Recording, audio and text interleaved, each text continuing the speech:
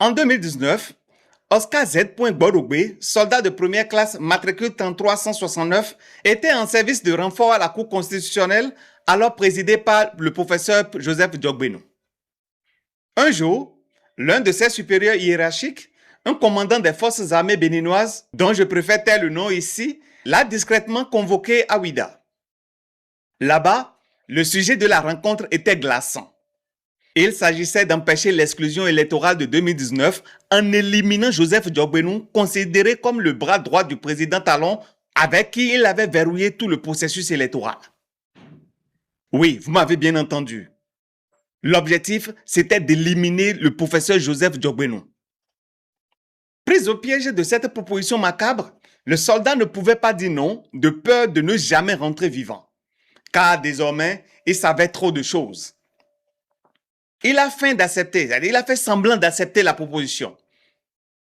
Alors, le commandant lui a offert un téléphone pour communiquer et une somme d'argent pour mettre sa famille à l'abri au Nigeria.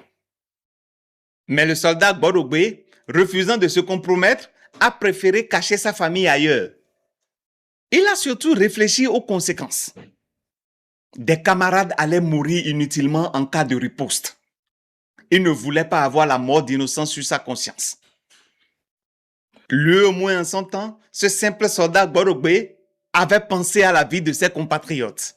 Il avait pensé aux soldats, à ses camarades, à ses frères d'armes qui allaient tomber si jamais il acceptait de participer à ce coup. Lui au moins avait une conscience. Ne sachant à qui faire confiance dans une armée peut-être infiltrée, il a pris le risque de se confier directement au directeur du cabinet de Diogbenu, M. Kenom, à qui il a tout raconté, preuve à l'appui. Ce dernier l'a conduit devant Joseph Diogbenu lui-même. Pour les besoins de l'enquête, la BEF, la Brigade économique et financière, a déposé ses téléphones au tribunal.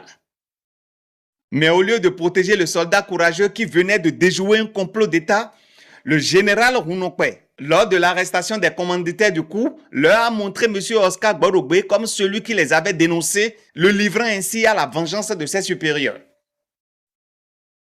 Le commandant en question a bien été condamné et emprisonné, mais libéré 2 ans plus tard, puis envoyé en mission extérieure au Mali en 2021.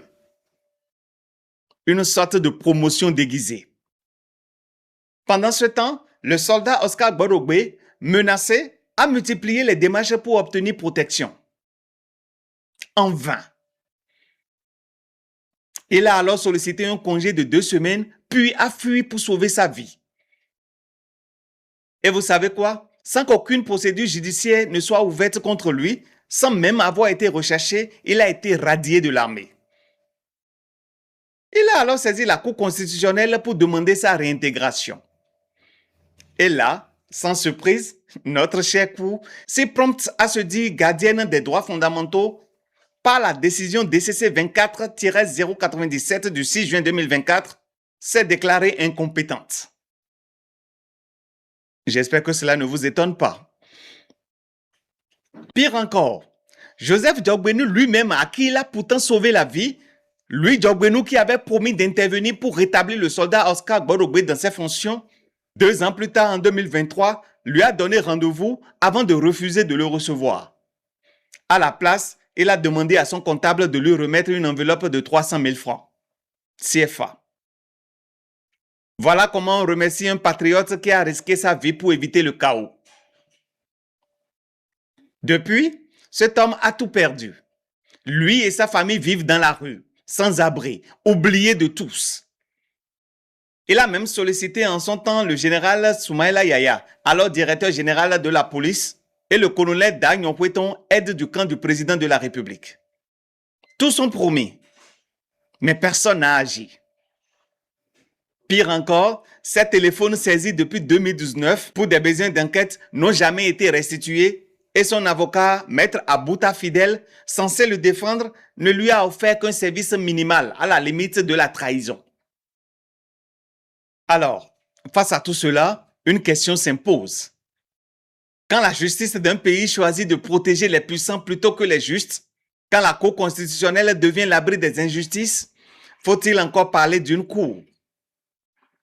Lorsque M. Oscar Gbadogbe a été invité à participer à ce coup pour éliminer Joseph Diogbenu, Il a réfléchi pas 2 fois. Il a pensé à la vie de ses collègues, à la vie des innocents.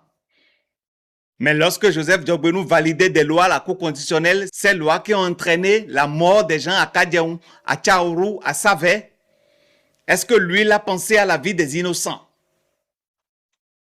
De grâce, rendez à M. Oscar Gbadogbe ses téléphones. Rendez-lui ses 4 téléphones. Parce que vous ne pouvez pas dire que les enquêtes sont toujours en cours. Le mis en cause a été condamné, a fait 2 ans de prison. Après, vous l'avez envoyé en mission. Alors rendez au monsieur ses téléphones. C'est le moins que vous pouvez faire. Il en a besoin. C'est sa propriété.